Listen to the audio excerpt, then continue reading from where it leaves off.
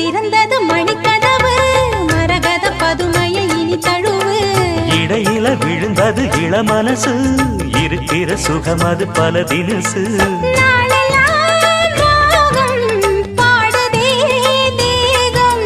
வாழ்வெல்லாம் யோகம் வாழ்த்துதே யாவும் விதவிதமா விருந்து வச்சு விழி வழியே மருந்து வச்சு விரத்தோட அதில் பல சுகம் வரும் பொழுதாச்சு காட்டுக்குயில் பாட்டு சொல்ல